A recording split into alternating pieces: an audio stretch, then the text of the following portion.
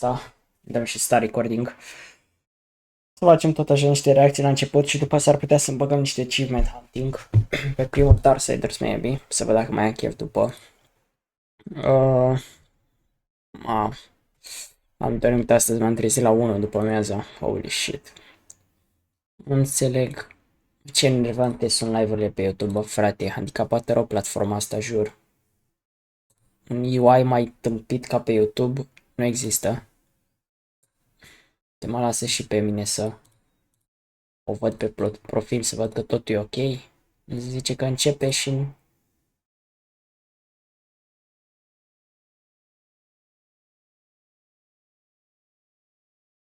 se așteaptă. Ce naiba se așteaptă, bă?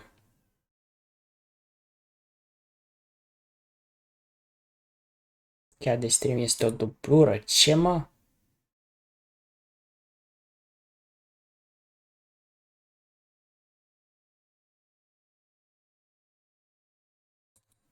Nu înțeleg, YouTube-ul ăsta e bă și rău, chat. E bă și rău. Nici nu știu dacă pot să pun repeatable pe YouTube, recurring event gen. Ce stupid, bă, să nu merg așa. Ia, are așa ceva, mă? YouTube.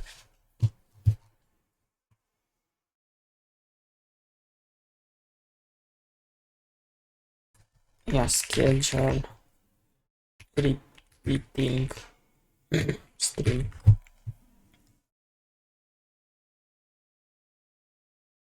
Have to set a persistent stream key.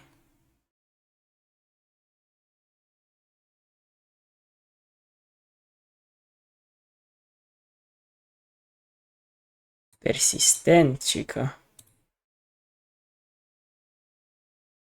Ok. Deci astea nu sunt on by default, eu nu știu. Păi și cum setez unul?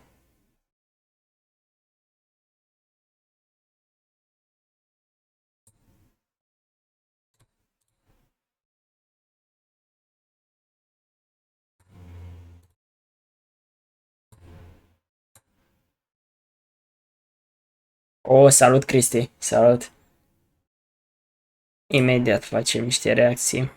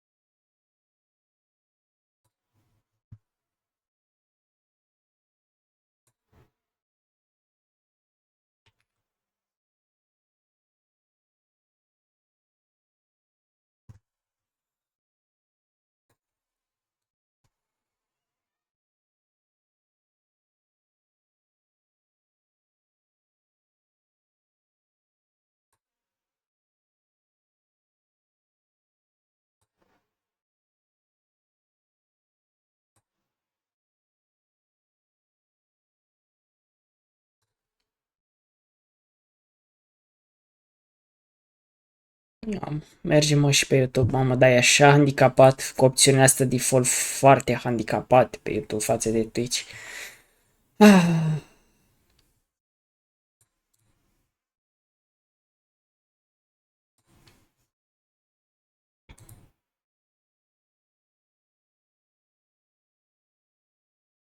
Așa. Ar trebui să fie ok și pe YouTube acum.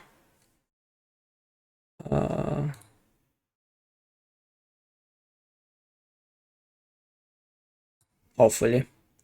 Ok, hai să vedem la ce uităm în noaptea asta. Cineva mai am setate aici pe Watch Later.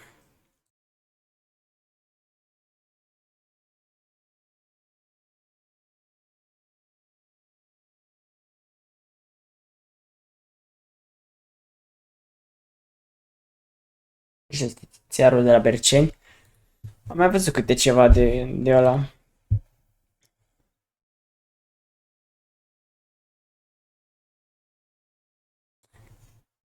Visionează mai târziu. Ce nebunii mai avem pe aici?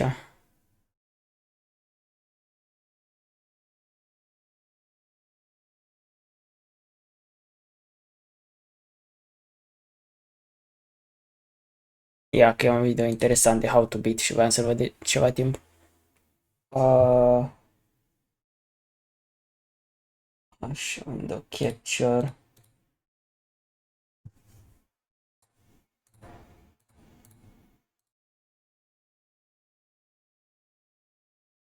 Așa. Trebuie să fie ok.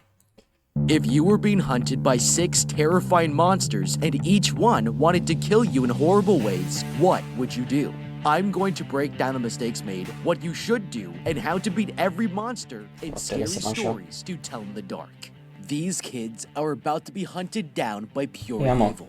It's Halloween night, and they're here to explore an abandoned house. Rumor has it that this place is haunted by the ghost of a child killer. But when this kid Augie learns that children were murdered here, și pentru cine nu știe, o să găsești la un moment dat un film de ăsta.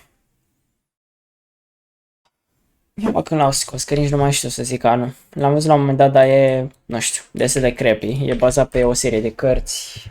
S-ar putea să fie mai bune cărțile decât filmul ăsta în sine. Scary Story, ok, 2019. Mă, ce nume are ăsta? Nici nu știu ce litere e aia, frate. Ok. Da, filmul a fost creepy as fuck, nu știu. M-am mai enervat. To go inside. His friend Ramon isn't scared and insists they walk inside to check it out, but they're about to discover a dark secret that will haunt them for the rest of their lives. The others go upstairs while these two explore the kitchen, and Ramon here notices these grooves on the wall. With the girl's help, they push the shelf aside, revealing a hidden door behind it. Walking through, Stella looks through the items around them, and she begins to realize that these are the possessions of Sarah Bellows, the murderer who lived here 70 years ago. Legend goes that she lured children into the house with her scary stories and used poison to murder anyone who came by. The legend says that now her spirit haunts this place, and if someone comes here at night asking Sarah to tell them a story, it will be the last one they ever hear. Okay, nothing about this is a good idea. If you ever have a friend that pressures you to break into a haunted house on Halloween night, you should tell him to go f*** himself. Now, even if you don't believe in ghosts or the supernatural, there's still plenty of reason to be scared out of your mind. It's a statistical fact that on the night of Halloween, children are 3 times more likely to be killed, which makes it the deadliest day of the year for anyone under the age of 17. The reason has nothing to do with ghosts or goblins, but if that doesn't scare enough common sense into you to seriously reconsider your plans on October 31st, then you're putting your life in the cold-blooded hands of natural selection. These kids are going to realize that visiting this... Hai cu aia, ajungi odată la subiect. Să mor eu, 2 ori. Mamă, da, să mor eu, ce pacing are omul ăsta. Bă, frate, pălăvrăgește în continuu. Ce dracu mi s-a stricat? Imagine being invited Whoa. to a reality TV style contest where all of the challenges Shit, what the fuck? Mă, ce naiba mare canalul lui? Așa, ok, weird. Mă, ce are ăsta? The Birthday Kira. 41 de minute. Hai, coaie, că ăsta le lungește intenționat. Oleu. Mamă, o oră 48.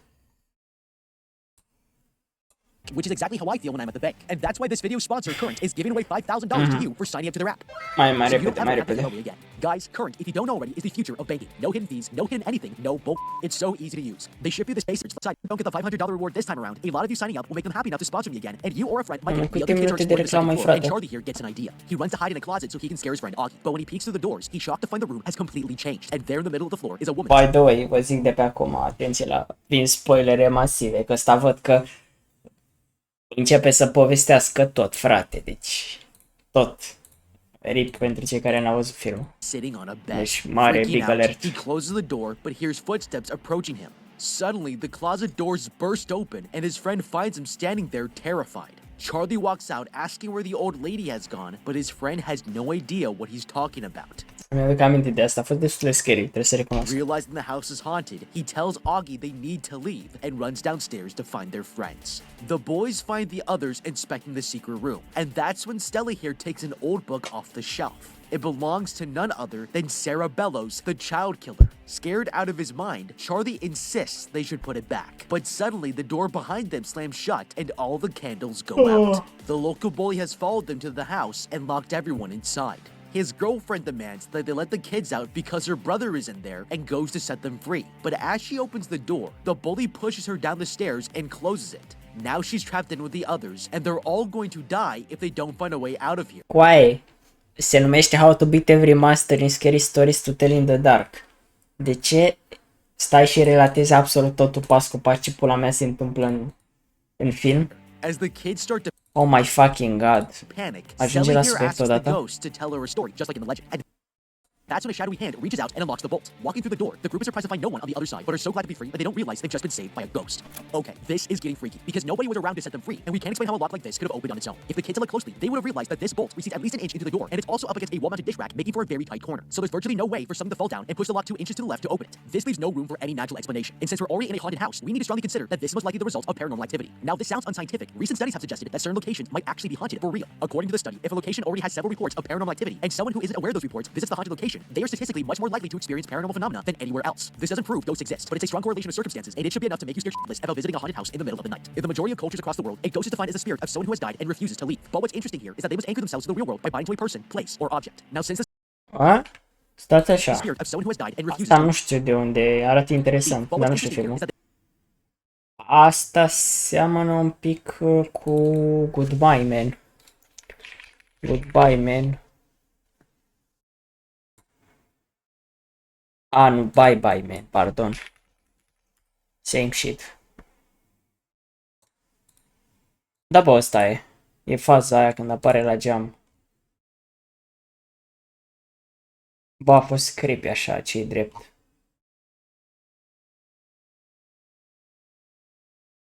Apare și 2.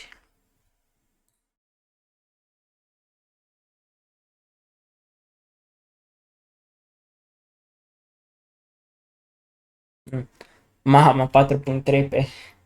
Holy shit. Eu am dat 6, bă, a fost destul de creepy. Trebuie să recunosc. M-aș mai uita odată, că nu mă știu care era faza cu plotul.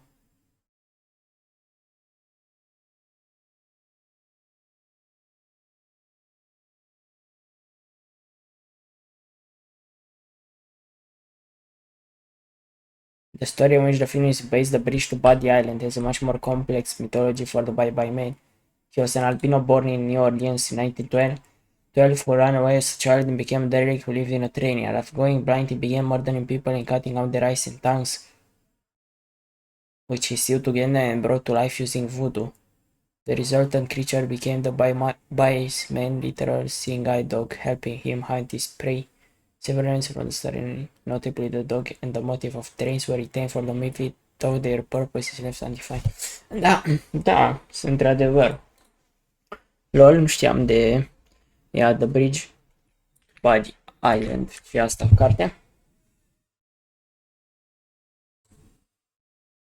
E o legendă urbană. Ok, e un story. Cream că e dintr-o carte ceva. I see. Interesant, păi chiar că se pupă cu storia. Da, vă recomand să-l vedeți, e destul de interesant. Și mai vedea odată, sincer, chiar nu mai știu cum s-a terminat. Care that they era anchor themselves faza? to the real world by binding to a person, place, or object. Now, since this book belongs to the girl who died here, there's a very high chance that the book itself could be the anchor that's holding Sarah Bellows' spirit. These kids will soon realize that taking this book out of the house was a huge mistake, because it's going to summon 6 terrifying monsters to hunt them down and kill them. At home, Stella here takes out the book she stole from the mansion and opens it to read the scary stories inside. But there's one that catches her eye. She wipes the page, but the word smear, and she realizes that the letters were recently written in fresh blood. The story describes a boy who hated a scarecrow, but it came to life and murdered him. Meanwhile, across town, Tommy here is doing chores on his parents' farm. Asta nu se oprește din povestit, eu nu mai pot cu video ăsta. Passes by the scarecrow, but doesn't realize that this is the first monster they're going to face. He walks further into the field, looking over his shoulder, but when he turns back around, the straw man is right in front of him, standing on his own 2 feet. He falls to the ground in shock and watches as it starts to come alive before his eyes. It's scary as hell, and the bully runs away, screaming for his mommy as the scarecrow chases after him. He trips on a pitchfork laying in the dirt, and seeing the monster getting closer, he decides to face it head on. Standing his ground, the kid stabs the scarecrow in the stomach, but it doesn't even flinch. The monster yanks it out of its own body and rams it straight into the kid's guts before ripping the pitchfork back out. The bully stumbles away in shock and tries to call for help, but suddenly he starts coughing up hay, and straw begins to grow out of his wounds. There's nothing he can do to save himself, and he collapses to the ground as he slowly transforms into a scarecrow. That's 1 down and 5 to go. Okay, this death could have easily been avoided if he hadn't made one critical mistake. First of all, this scarecrow has been possessed by something supernatural, so there's no logical reason to think that we can kill it the same way we would kill a human. This thing is made out of wood and hay, so stabbing him in the stomach with a pitchfork is an incredibly stupid thing to do here. Now, we still Ia mă, zice în sfârșit How to Beat Every Master. have to stop it, because if we just run away, he might follow us into the Mamă, acum când mi se pare că vorbește așa de and lent. kill everyone inside. The best chance we have of surviving is to knock it over to limit its movements, and from there, it's a much weaker threat that we can overpower. Based on the physical structure of this scarecrow, there's no way it would be Bro, ai vorbit 2 minute și n-ai zis nimica. able to maneuver itself into a standing position, and with one simple push, Tommy could have defeated the scarecrow with his eyes closed. From there, I would drag it out of the field and set him on fire. The scarecrow's spine is a single column of wood, so he can't even arch his back without breaking himself in half. If Tommy here had taken a moment to consider the physical limitations of his enemy, he would still be alive. The next day, the girl shows her friends the story about the scarecrow, and she thinks it's connected to Tommy, the bully who went missing last night. Charlie here believes she might be right, and tells them all about the woman he saw in the haunted house, but their friend thinks they're getting carried away with ghost stories. Wanting to prove him wrong, Stella and Ramon go to the cornfield where the bully disappeared, and they realize that the scarecrow is now wearing the same clothes as the missing kid. The girl thinks that this is not a coincidence, and whatever happens in the book happens in real life. Her friend Ramon insists she's freaking out over nothing, but he has no idea that tonight they're going to encounter the second monster, and it's even more dangerous than the last. Later that day, Stella decides to take the book back to the haunted house. If these stories are coming true, then she wants no part of it and hopes to put a stop to this curse. But when she returns home that night, the girl is shocked to find her friend reading from the exact same book. Somehow, it's returned back to her room and the boy found it laying on the desk. Confused, Hai, coaie, ai spoilerit tot filmul, coaie, unde e povestea, unde e? sheriff asks them what they know is framed and never committed any crime. But the Bellows family finds her and drags her Da, nu. out of hiding. They carry her through the house and back into the secret room where Sarah, the owner of the storybook, was for an exit and found to save every friends, then she's no better than how her own into the book. Stella writes the ghost's true story with her own blood, and the ghost suddenly lets out a terrifying and the last two survivors embrace each other in relief. Then A, bine că a dezactivat comentariile. Hai, coaie, că nici că mama ăla asta e virgină, pula mea, scoate un video de fucking 24 de minute, asta povestește tot. Unde e How to Beat Every Master? Unde faci chestia asta? Că doar povestești cap-coadă tot filmul, 24 de minute, ai dat spoiler la tot. Bă, coaie, dar faci niște mizerii de videouri astea lungi și total pe lângă cu titlul.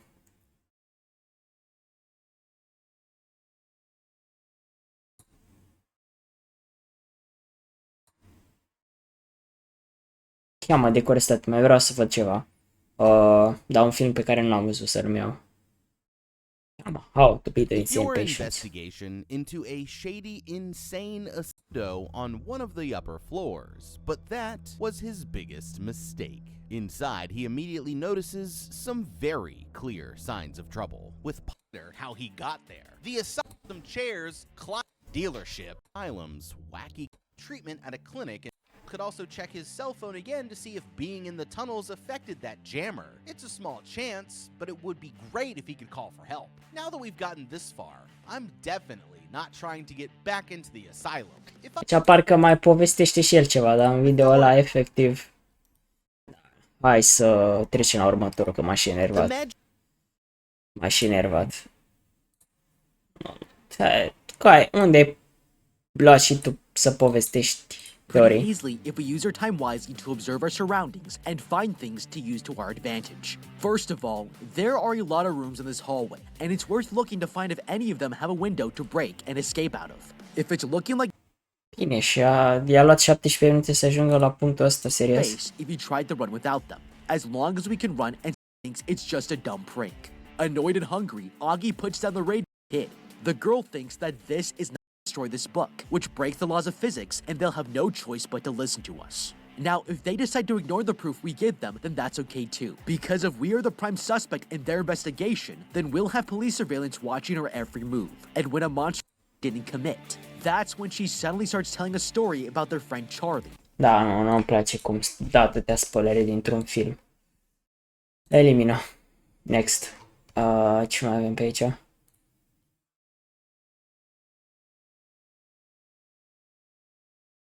AI Game Engine Hello and Replacing Game welcome, I'm your Developers. Code Monkey. So a few days ago I got an email asking about something called Game Engine, how it's apparently an AI game engine, and with that it was able to generate Doom, and it was generated by the AI, the whole game. Not a single line of code was written by humans, so all code was generated by the AI. So they asked my thoughts about this frightening and amazing technology. So first off, thanks for the email, that was the first time that I've heard of this. I have since looked into it quite a bit deeper, and it's not exactly as it may seem. Now, first of all, right away, this is extremely impressive technology. You can see how pretty much all the interactions work.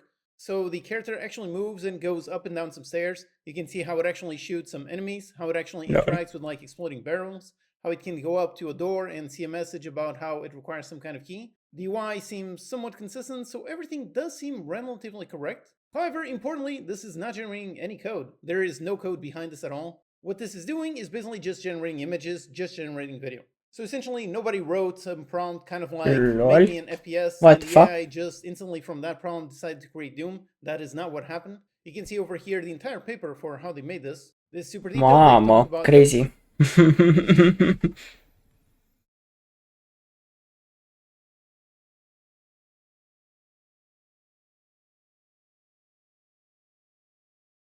everything that they did. And essentially, this is using Stable Diffusion in order to generate all of the images. And for training those images, overall they generate Asta 990 e frames for training. So again, this is not really generating any nebunie. code in the background. It is really just generating video. Basically, it learned from A, așa curând o să facem și noi gameplay walkthrough-urile la jocuri. Ar fi ceva. watching a ton of people play Doom, and it learned that when the player is behind some kind of exploding barrel, when the player shoots that barrel, it shows some kind of image showing some kind of destroying barrel. Which, of course, since it's all essentially based on video, it's all essentially based on people actually playing the game. Because of that, you still need game developers to actually make the game so that you can get the people playing the game, which can then feed the AI, which can then generate images of the game essentially being played. In fact, one very interesting part is over here around the 56-second mark. How the character, yep, there it is, looking to the side, seeing some poison sign, goes inside the poison, and then flips around, and all of a sudden the room completely changes, so the layout is completely different. Lol. Basically, this is a hallucination He went interaction. crazy. Essentially, the AI only has about a 3-second memory. So since the player moved forward and waited more than 3 seconds, the AI now has no context on what's behind it. Because again, it doesn't really have a level, there's really no world, there's really no logic behind it. It is really just generating images based on what it assumes is the next image based on the previous image. So it is not a game engine, but honestly that thing made me realize there's one potentially very positive use case for this. Essentially, hallucinations are usually a bad thing for AIs. Usually you want to remove hallucinations as much as possible, but in this case, I think that could be a great positive. Like for example, imagine you make some kind of prototype for your game. You make that prototype, make it just the bare bones thing, then you train some kind of AI in order to quote unquote play that prototype, and then you use the AI, you make it play through the game in some kind of way, you increase the hallucination meter up to the max, and in doing so, the AI can potentially help you essentially brainstorm new areas, new items, new enemies, and so on. The AI will basically Nu am try to gândit play la the game asta. using data that it has, but if it's Păi, hallucinating, it's asta e basically o going to come up with mod de a things that it utiliza hasn't destul de before. smart. So one potentially positive use case for this would exactly be that. Use the hallucinations as a positive in order to essentially brainstorm all of the new things that you could add to your game. But back to the original question. So can I make a video on AI game engines and their impact on Unity and how these engines will affect indie devs? Also, what time frame will indie devs feel this impact and how these engines will affect their games? Again, like I said, it's not really an engine, it's really just Sunt de generating acord, images. este In interesantă order to chestia. generate those images, the game has to still exist. So this is the kind of thing that is not replacing game devs. The game dev still has to exist, still has to build a game. So yep, I do agree this is amazing technology, but I don't think there's any reason to be frightened about it. If anything, I see this as potentially a very useful tool for working alongside developers as opposed to replacing them. Essentially, when it comes to AI replacing game devs, my view has always been quite simple. Game development is an extremely difficult thing. It requires so many disciplines, you have to be good at so many things. You have to do programming, game design, art, sound design, music, and so on. You have to be good at a billion things in order to make a proper game. So essentially, in order for an AI to basically build an entire game out of just one prompt, in order for that, the AI needs to essentially be AGI. So it has to be actual general intelligence. It needs that since game development involves so many different disciplines. And when that happens, when we have AGI, at that point, either the world will burn to the ground or everything will become a beautiful utopia. So that's why personally I'm not really worried about AI replacing game devs. If it ever becomes capable to make an entire game by itself, if so, then by that point we're going to have much bigger problems. By the way, I also wrote about this topic on my Game Dev Report newsletter. This is where I cover the latest news and any interesting game dev articles that I come across. So I've previously written about Valve's new game, about Steam's new rules, about the game UI database. Aha, interesant, am înțeles ideea. Bă, ar fi crazy să faci... Dar și trailere, tu îți imaginezi că dacă ai un prototip poți să faci trailer cu așa ceva, bănuiesc. Ok, that will be pretty cool. Asta e foarte mișto, chat. Ce intro tare au.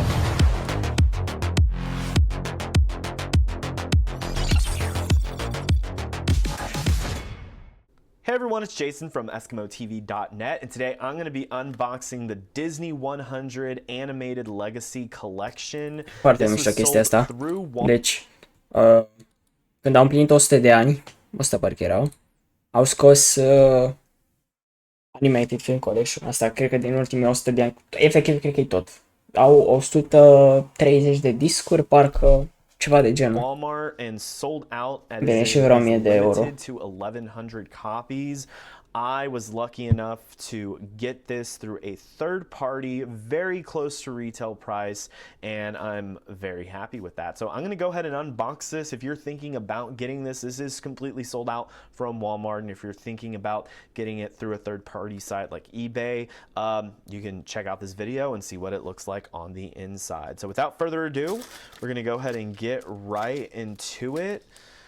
This is a simple white box that it ships in, and I'm going to take off all the pieces here. So the box itself on the outside just looks like a plain white box, but on the inside, as you can see here, there's different little icons of different characters. On the top here, you're going to have the Disney Legacy Animated Film Collection box that holds the Mickey Mouse-ul, capul ăla. this comes with. And I'm gonna make sure I open this carefully. Din sticlă, din nu știu mai știu ce era făcut. There is the paperweight Mickey ears. This is smaller than what I thought it would be, but it's a nice box there. You can see there it says it was all started by a mouse by Walt Disney, and there is Mickey's ears. So I'm going to go ahead and take that out. This looks really nice. It's it says Disney 100, has the Mickey hat ears. Very pretty. I'm going to go ahead and put that back into its box and set that aside.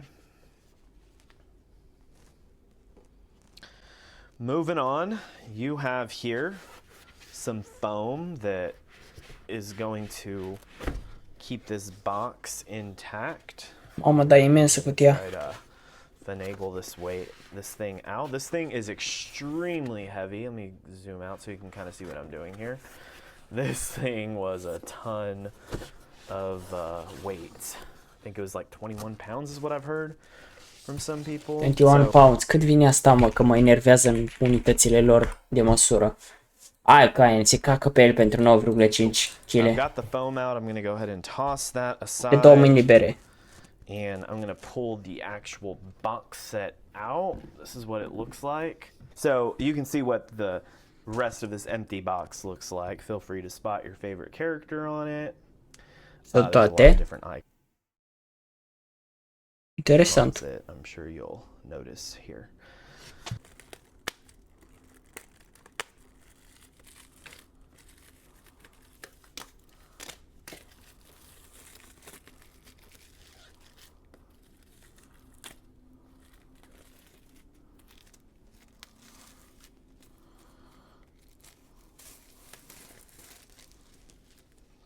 Okay. Okay, shrink wrap is off. So this is a very nice quality box. Nu știu ce să zic, îmi pare carton de la ieftin, colorat un pic, adică... Castle is foil, and like when you touch it, it has texture, at least the outline of this castle here. I mean, cutia asta nu face 1000 de euro. Fireworks are flat, but they are a nice color that matches this. This is like, has texture, the castle, when you touch it. It's nice. Okay. So Uite, o cutie ștamplată cu un bazorelief, cred, sau... Nu, nici mare bazorelief, nu cred că e. The top, which is blank. Ce că e flat. And then on the side here, you can see that this says that this is the Disney legacy, even though there's, different on the back. Ia. Ok, păi Paper with mamă all câte sunt. the different Te focusează și el. Pixar films. Ia. Mamă. La Elemental, fiți antenă. Elemental a apărut în 2023, nu? Da, am zis bine, 2023. Cool, mamă. Mișto colecția asta, jur. Funny that they included this info sheet with Pixar films. Ce aia, Soul? Onward trebuie să-l văd, dar nu știu ce-i Soul. Nu am auzit. Ia, că-l căutăm direct aici, Soul.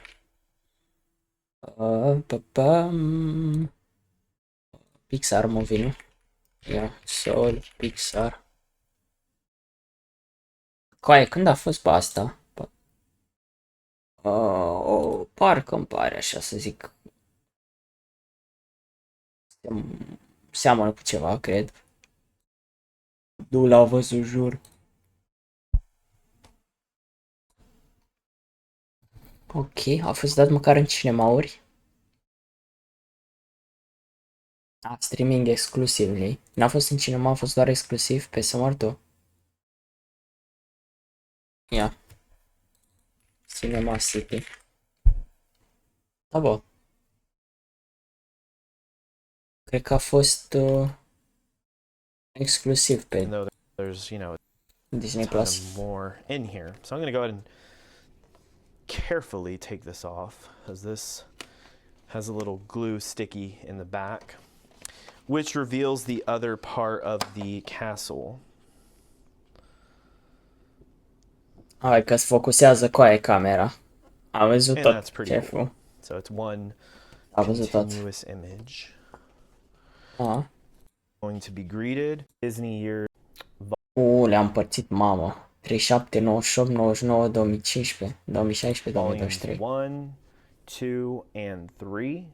Volume 1 is going to be covering Disney years 1937 through. E interesant că cred că ceva mă face să cred că astea sunt împărțite cumva egal.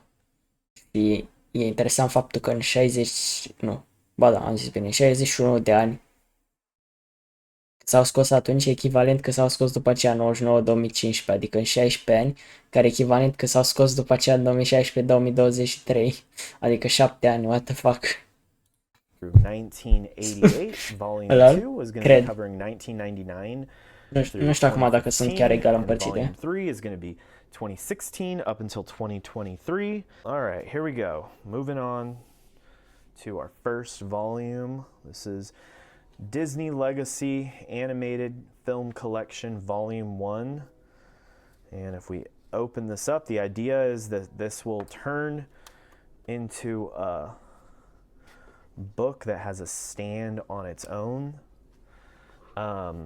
The back, here I'll show you all from this side. Arată mișto, nu ce zice, îmi place cum lucește așa, cum difractă lumina. Like a stand, so that's really cool. You have page 1 through page 14, table of contents here. You have a quote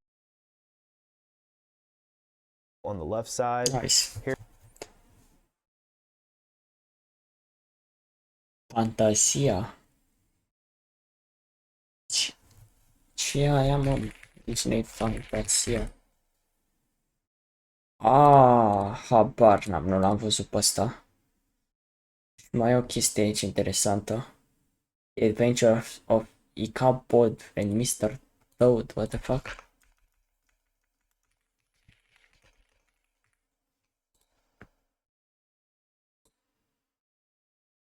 Călărețul îmi pare cunoscut. Bă, dar nici pe ăsta nu l-am văzut. Bă, sunt multe de care n-am auzit. Ăsta, Saludos amigos. Fuck is this? Nu știu. Here you can see The Free Caballeros.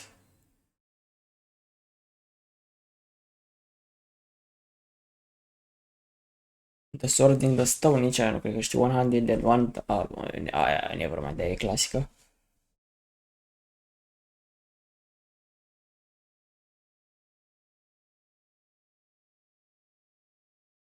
The Rescuers, The Fox and the Hound, The Big Lake Cauldron. Dar sunt unele așa ciudate, n-am auzit niciodată. All the films that are featured on the pages that it mentions there. I'm going to zoom out. Ia că le vedem și aici. You have Snow White, Pinocchio, Fantasia, Bambi, etc.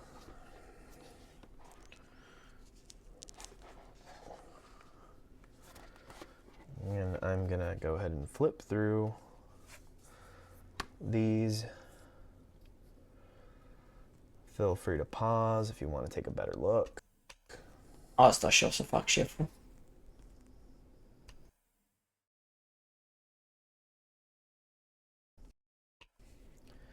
You'll notice that each film next to the year has an icon that represents that film. Like how you have the Cheshire Cat for Alice in Wonderland. You have Lady for Lady and the Tramp. And all these discs, I'm not going to pull each and every one out, but what I do like that I've seen from just other people is that they all have the same look to them. They match this collection.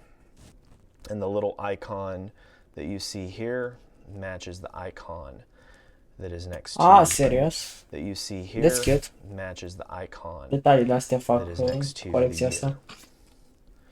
Love Sword in the Stone, big hit for me. So we'll keep moving right along. Jungle Book, Aristocats, Rescuers, that was a big fun one for me. Aia cu The Fox and the Hound, Winnie habar the n-am ce Pooh. și. N-am văzut în viața mea. You have these on this page. Here's all the big ones. Little Mermaid, Beauty and the Beast. This next page I'm sure is going to be stacked. You have Aladdin. Mai freacă un pic Lion King, microfonul, te rog. Pocahontas, Toy Story. Those were all big ones for me going up. Nightmare Cool. Before You actually have a key that tells you what is on the front and back cover. As you'll notice, there is a plethora of different designs. And if you Ah, two, ia, 5-2. next up you have these here. Mamă, e interesant cum s-a schimbat complet art style, Over știți? there you can see it's Ia.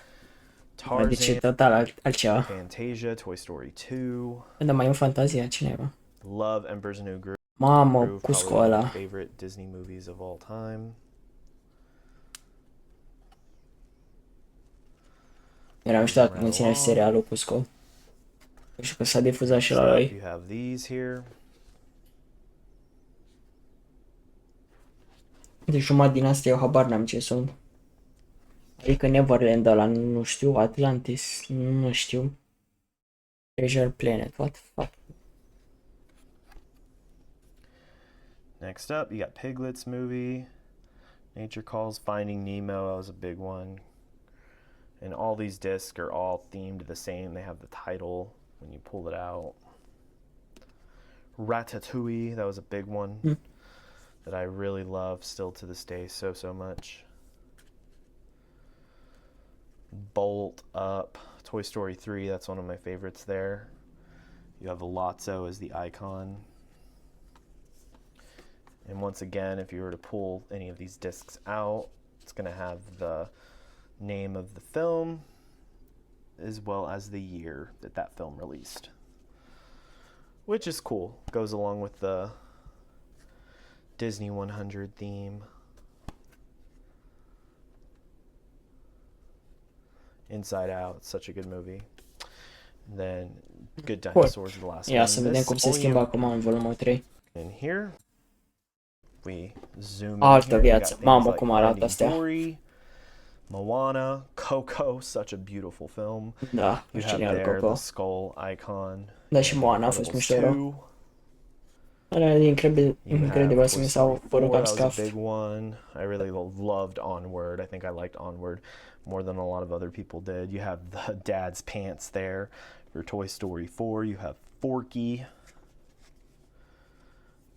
And then you have some of the more recent ones from this year. I really liked Elemental and Turning Red from this year. Those are really great. Luca was so sweet. Elementul a fost drăguț. Then you have your Luca, bonus coaie. Luca a fost un gunoi. Ce naiba? discs here. Efectiv a fost un gunoi, Luca.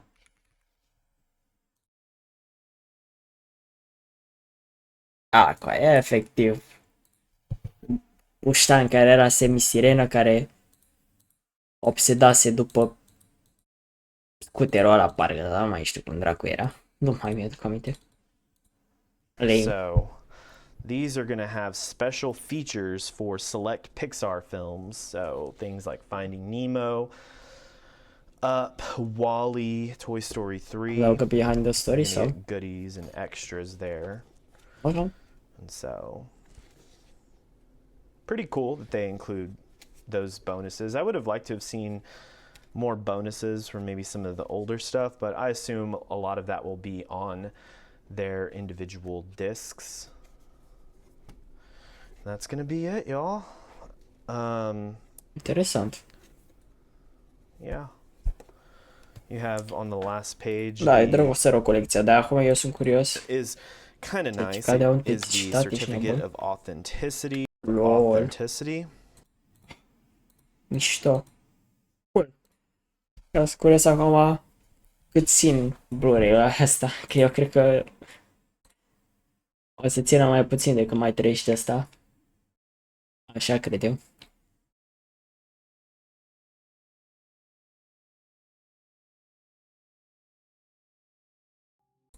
Asta nu mai folosesc? Nu mai folosesc pe ăsta, că am trecut la altul, sortit se numește, nu mă interesează.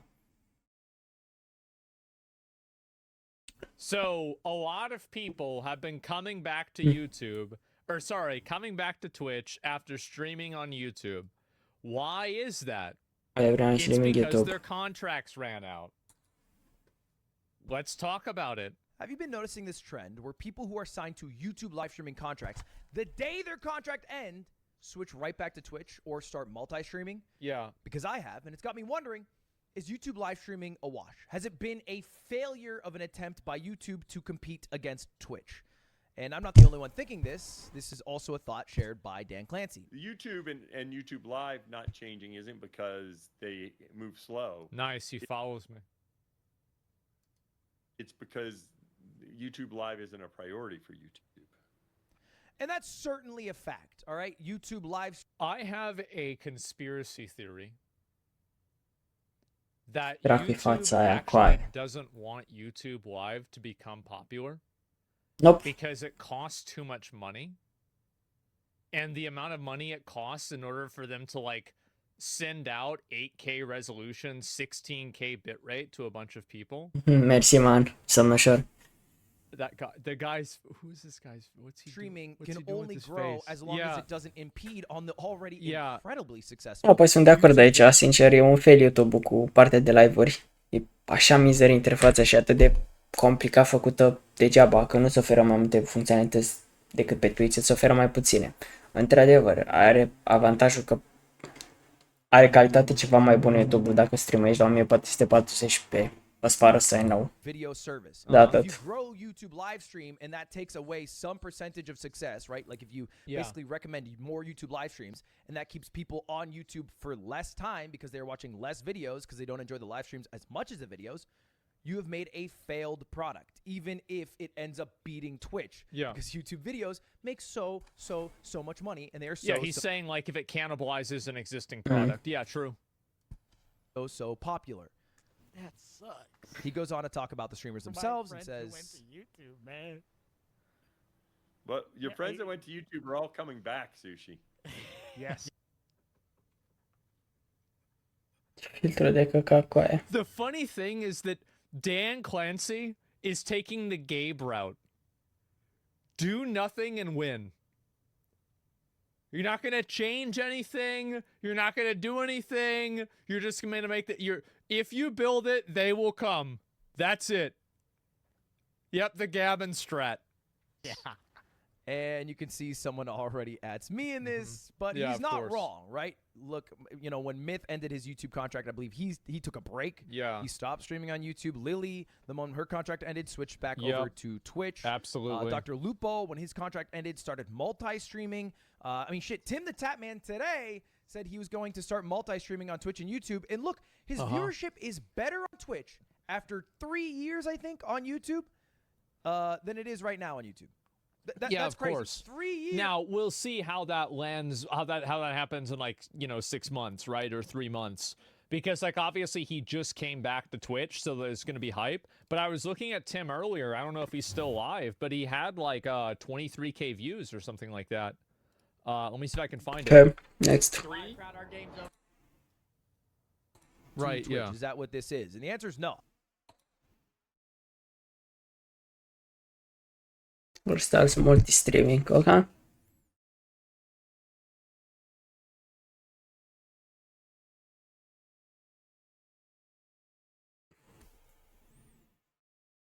This is, and the answer is no, not at all. That's not what my tweet was. I was switching back, saying a fact. Streaming. It's like I love what he's saying.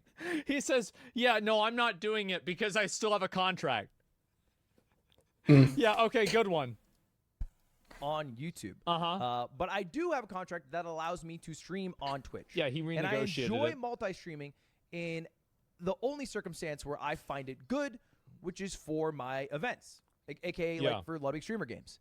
If I just streamed that on one platform, it would do a lot worse in terms of viewership than if I streamed it on multiple platforms. Also, another reason why he's doing this, so like just this is like another like meta game thing that a lot of people might not really know, because you're probably not selling events for like live streaming events or anything like this, but like exclusivity is not really the factor. It's hours watched and viewers. Advertisers are going to pay based off of these numbers here. So if you can have two platforms that have these numbers, you can get higher returns for your advertising. So that's going to be worth more to them than almost anything else. So that's the main reason. Platforms, and also let other people More stream it. eyes, I mean, yeah, of we course. peaked at 175K and averaged 134,000 viewers. That wouldn't happen if it only was on YouTube or only on Twitch. Exactly, And for- because he's adding these up. And like I guarantee you what probably happened, like this is probably some form of like PowerPoint presentation deck that Ludwig or his team has made to send out to advertisers so he can sell his next product. So it just makes sense for him to want to do it on both platforms. Look. For events, I want as many people to see the event as possible. That's all I care Yeah. about.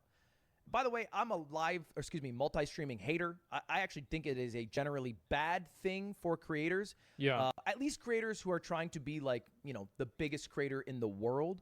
I think it can be pretty good for creators who just want maybe as many eyeballs on them as possible if they're trying to spread a message or raise money for charity or doing events.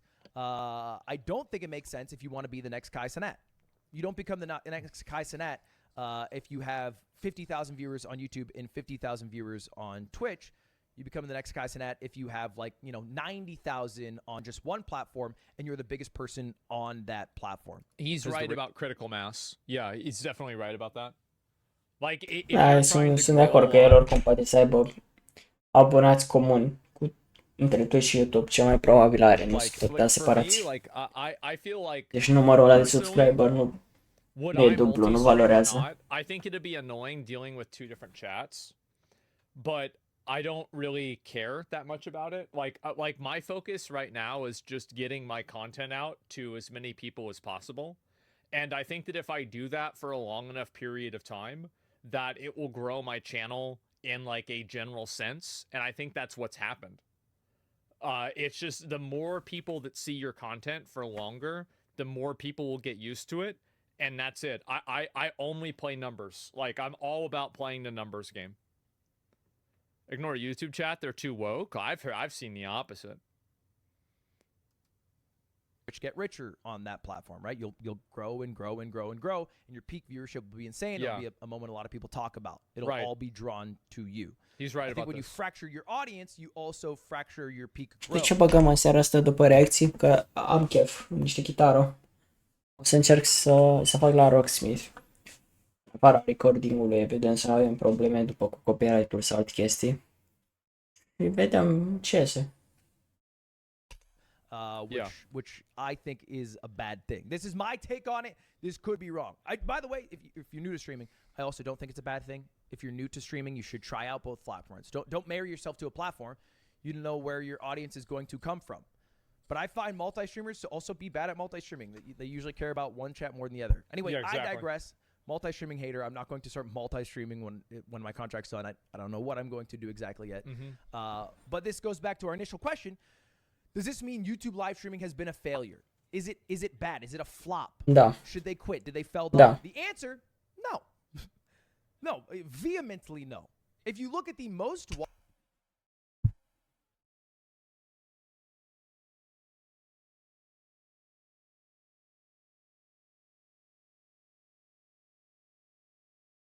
Asta se întâmplă evident din cauza că YouTube e mai popular, bigger adică streaming platforms by hours watched of live broadcasts, quarter 2 of this year, Yeah.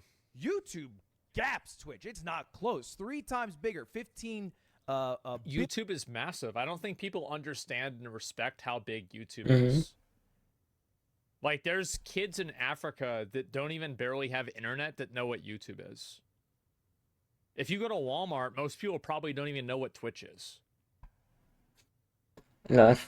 billion hours watched on YouTube versus 5 billion hours watched on Twitch. Yeah.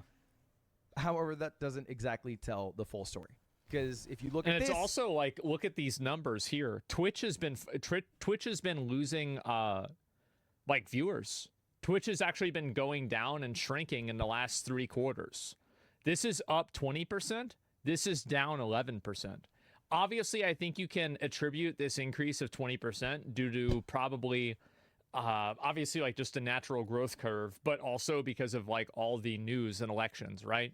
You've had like I guess this is April to June. Probably not just that, but like all of like the Trump stuff and everything like that. Okay. I think that's a huge factor. And this isn't YouTube Shorts. This is just simply live streams. These are live streams on YouTube versus live streams on Twitch. you also have to include, some people like YouTube's biggest live streamer by hours watched, which is not iShowSpeed. It is Lo-Fi Girl. Yeah. Lo-Fi Girl is like the biggest streamer in the world on YouTube Live because she streams every fucking day with 15 to 25,000 average viewers. I guess maybe technically she's a VTuber, but it's also weird if you're including, things like Lo-Fi Girl or videos playing. I think that 24/7 broadcast streams that are like they're just rebroadcasting VODs. This is not really live content. It's not really the same thing.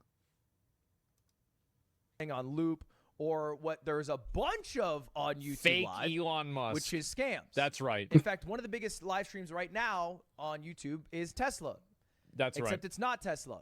It is a scam account with 20,000 subscribers with 86,000 bots watching to give it some credibility. So people click on it who aren't part of the bot number, and then they scan this code, and then they lose all of their crypto. Do not scan this code. That's right. I'm showing this as an example of YouTube's corrupt botting problem, not for you to get scammed. So, okay, what if we just track actual to get botting problem, not for you to get scammed.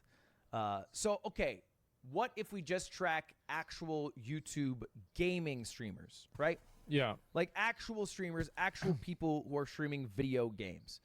Well, then the contest becomes a lot more fair. And there's still a lot of huge streamers. I mean, look, Steak right now is live with 41,000 viewers. Jesus, that's a lot. That is a huge stream. He's absolutely killing it. Yeah. Right? I don't tell you guys about iShowSpeed, arguably one of the, if not the biggest streamer in the world. Maybe second to Kai. I don't know. Top 2 for sure. And if you look at that, well, that's what Stream Hatchet does. It becomes a lot more fair. All right. You can see that Twitch is still the big dog with 5 billion hours watched. This is still quarter 2 of 2024. And YouTube is at 2 billion. Yep. However, that is still an increase for YouTube of over 50%. That is massive.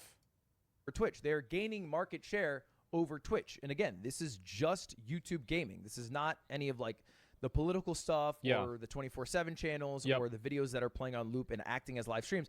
This is just gaming streamers. Yep. And it is growing fast. All right. This is a bit of trouble. Twitch is on the down in a year. I actually think the reason why Twitch has gone down is because a lot of people have moved over to Da, pandemia, a fost pandemia și după a scăzut, ca așa pare. Of only streaming on Twitch at the same time and you can only stream on Twitch. So because they got rid of that requirement, Că să termină pandemia, what ended up mai happening asfalt. is that people could watch on YouTube. The video quality was better. There were less ads. Yeah, people are going to go to fucking YouTube. So what caused, I think, such a big increase in actual YouTube viewership actually has nothing to do with YouTube. It has everything to do with Twitch.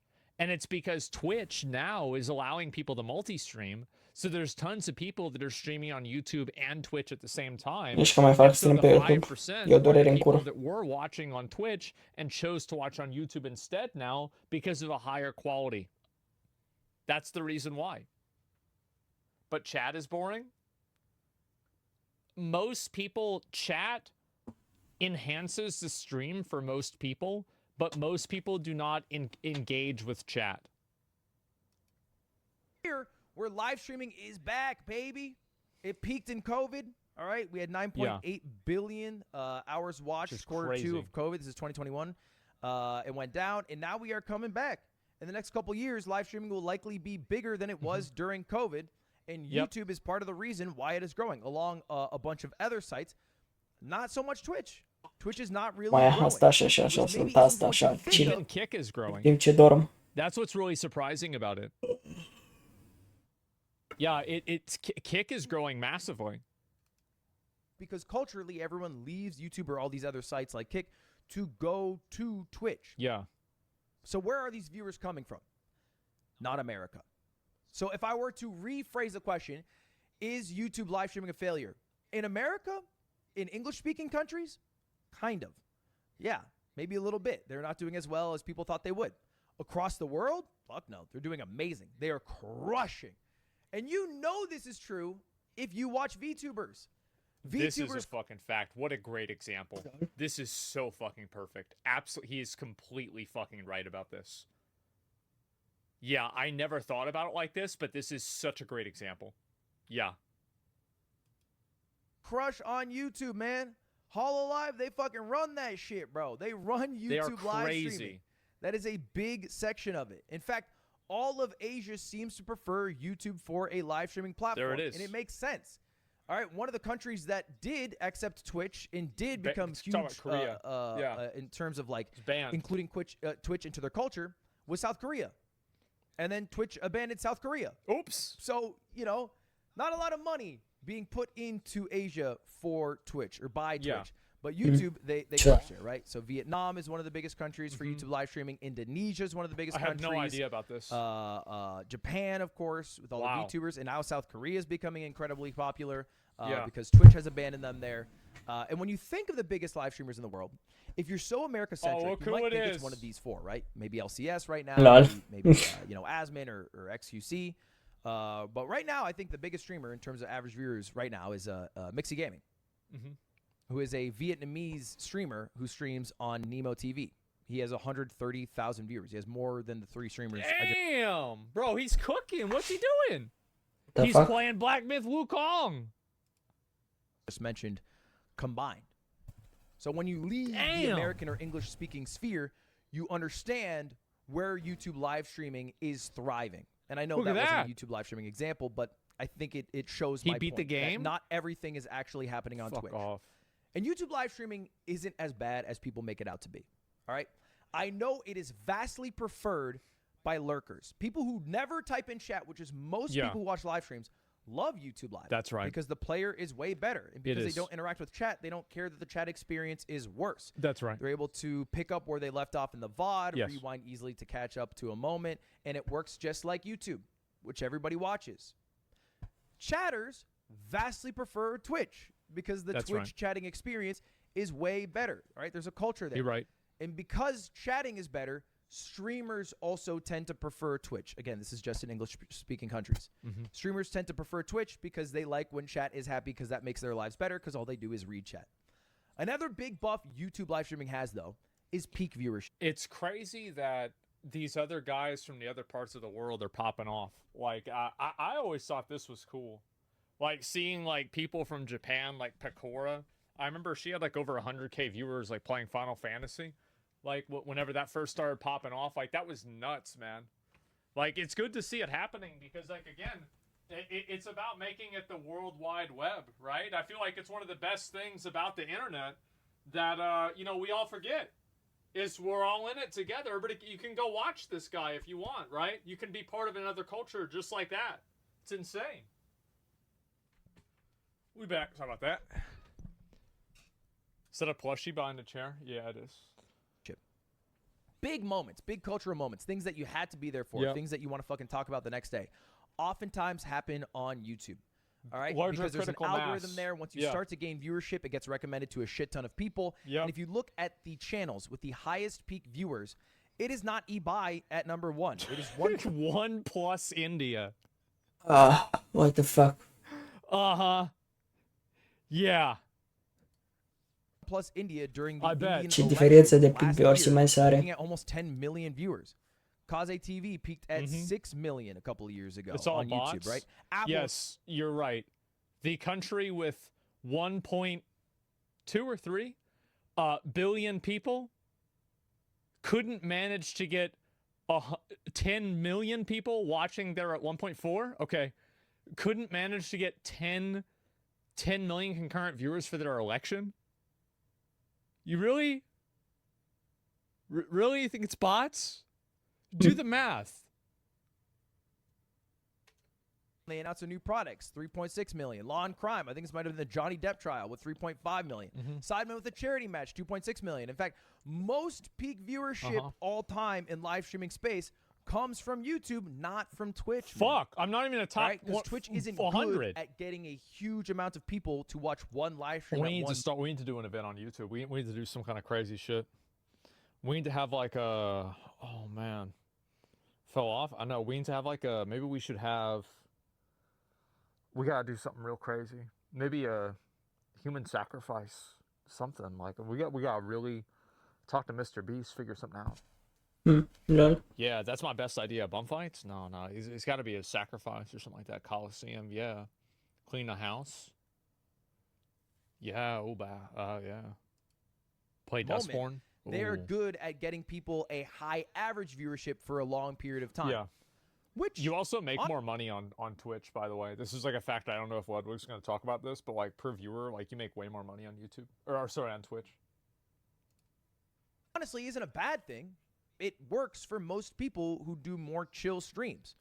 But if you are a streamer who does like big events, 2-hour streams that a lot of hype shit happens, people like I Show Speed who go to a country and you're going to watch because some crazy shit's about to go down. Yeah.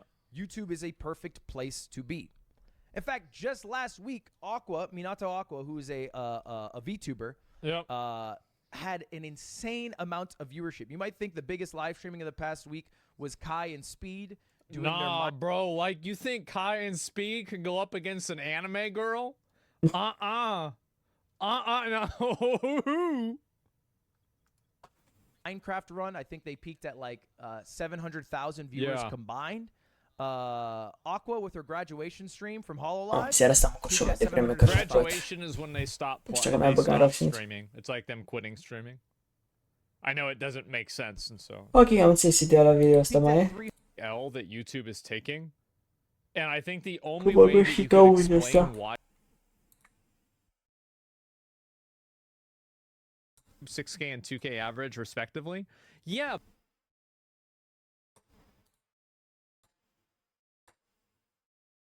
No, questo è ancora da Worst Feature of Every Week Special. Interesting idea, and perhaps features of the game that have been carried forward and well remembered by so many of us. Others are things that have been left behind and that we'd probably sooner forget. But what were the best features and what were the worst? Today I'm going to be covering what I feel was the worst feature of each of World of Warcraft's expansions so far. And yes, this will be fully in my own opinion, so I'm expecting people to agree or maybe disagree on some points. But with all that said, there's 10 expansions to get through and a lot of years of content. For me, these have to be the worst features in each World of Warcraft expansion. But first, a quick word from today's sponsor, Boot.dev. Boot.dev is a platform dedicated to teaching back-end web development from start to finish in the Python and Go programming languages. It keeps things fresh and interesting by treating this a learning experience like an RPG where you're in charge of the pace at which the action happens. It has achievements, leaderboards, daily goals, and much more. And above all, Boot.dev wants to get you hands-on writing and understanding your own code, as it's such an effective way to learn the content. There is plenty of help available for your learning journey too. For example, Boot has an AI tool to help you understand what you are learning rather than just handing you the answers if you do get stuck. And Boot.dev believe that getting a solid understanding of the fundamentals and taking your time is key in this field of work. And if eventually it proves to be something for you, it can be a well-paid field and often has remote working opportunities too. So why not check them out? You can click the link in the description box.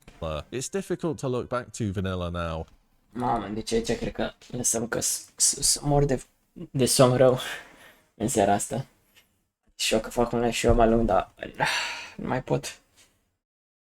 Să am grijă și cu somnul să-mi fac clar programuri, că am început să mă culc la 5-6 dimineața și e problemă.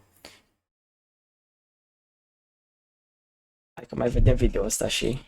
Having played it back in the day in 04 and 5, and then its re-release in Classic in 2019, and those two things are very, very different experiences. The worst feature of vanilla originally was the fact that I still had to go to school and couldn't play the game all day, but really, how can I criticize a time so steeped in nostalgia? On its re-release in 2019 though, I do think Classic started to show that there were some decisions in the game that didn't quite hold up as well these days. So for the worst feature of vanilla, I'm going to go on the artificial restrictions that are placed on the game by the developers. And what I mean by this are just numbers which can't go above certain points. Take for example the debuff cap in vanilla. Originally you could only have 8 debuffs on a target at one time. There was of course 40-man raiding and one player could do half of those debuffs pretty easily, and I can only imagine back in the day it would have been an absolute mess of just people overriding each other's debuffs. In patch 1.7, around when ZG was released, they raised this debuff cap from 8 to 16. This did make things a bit more flexible, but really it was still the case that you were only allowed to apply debuffs which were benefiting the whole raid, such as Curse of Recklessness, Sunder Armor, and so on. Serpent Sting? Nope. Moonfire? Nope. Corruption as a warlock? Maybe if you're lucky. In future expansions they'd raise the debuff cap to where basically it wouldn't apply anymore, but I don't think it was the best feature in vanilla. Along the lines of restrictions, there was also a buff cap where you could only have 32 buffs at one time. Sounds pretty excessive, but if you're fully buffed up using all the world buffs and consumables, you can reasonably hit that number whilst you're in a raid. And for example, if you were playing a restoration druid and you wanted to use rejuvenation on a warrior, you would actively be griefing them by giving them the possibility of removing more important buffs. That was the state of some classes in vanilla. Again, a lot of buffs were consolidated and world buffs were removed in future expansions, so that wasn't a problem anymore. And the final restriction that's definitely worth a mention for vanilla has to be spell batching. On vanilla's re-release in 2019, Blizzard recreated this system where effectively spell inputs had up to a forced half a second delay. This did try to emulate how things were back in the day, but it just ended up being really scuffed. This spell batching window essentially meant that spells were dealt with in a group every half a second rather than being resolved as soon as possible. So what this meant is sometimes, for example, you could land a heal on a tank, you spend your mana, but the batching window hasn't occurred yet, so you lose all your mana and the tank dies anyway. I think it was an interesting idea to try it again, it just didn't work. The Burning Crusade. On we ventured through the dark portal portal into a mysterious alien world. This was back in the good old days of midnight releases and queuing outside your local game store to pick up a copy. Things were very different back then, and they were different in the game as well. One of the most defining features of the Burning Crusade has to have been attunements. Now, I've gone on record a bunch of times and said, actually, I think attunements are pretty good, and I'll stand by that. They are pretty good. The first time, when you're going through them with your guild, you're seeing all the content through, you're getting a first look at the dungeons. It's a pretty satisfying ladder to have to climb. The problem comes along when you want to play an alt, or maybe even a character after that, because you need to go through this entire attunement process on each one. And the attunement process in TBC was long. The real simple way of explaining it is to get onto each new raid tier, you had to have completed the raid tier before that. And in TBC, people typically weren't going back to old raids as much as they were in vanilla, so when new people came along and tried to join your guild, it was often the case that you had to rerun them through this old content again and again to try and get them up to speed, only for inevitably the roster boss to hit, people quit, you need new recruits, and you just got this revolving door of trying to get people up this ladder to the point where they can raid where your guild's currently at. In time, Blizzard would dial these attunement requirements back a lot, and in future expansions they basically did away with this system entirely. So as interesting as attunements were the first time around, they just didn't hold up well long term. Wrath of the Lich King, we finally head to the frozen north to take on the infamous Arthas Menethil and the armies of the Scourge. What a hype moment that was. You know, before having replayed Wrath Classic, I might have even picked the looking for dungeon system here, but now having replayed the game with it, honestly, I don't particularly mind being matched with people for a dungeon. I'd still be fine with traveling there by myself, I don't think that's a big deal, but I think it's just worth it in terms of making the content more accessible. A lot of people would also look to Trial of the Grand Crusade as a rather lackluster raid, and again, after having replayed it, the raid was fine. Personally, I didn't like the RP between each boss, and I would have preferred some trash to kill rather than hearing about Wilfred Fizzlebang summoning Jiraxus for the 1000th time. But the bosses were fairly interesting, it was short and sweet, it was rewarding on loot, and it was the first raid ever to have heroic mode as an optional toggle. So you know what, Trial of the Crusader, not that bad. I think if I'm picking for Wrath, it's gonna have to be something which is a bit of a cop-out and that I could have really picked for TBC Wrath or Cataclysm. But for me, I think this is the right thing to pick, and that'd be just the lack of content outside of raiding or PvP. Yes, Wrath did introduce achievements, there was a bunch of reputations and so on and so forth, they crammed in loads of daily quests as updates came in through the game, but there just wasn't that extra stuff to do with your character. Once the raid was done, if you wanted to do more, it was make another character and just go do the raid again. And it's not as though I'd want a system where we need to complete some task or we fall behind in character power. We know they did that in the future.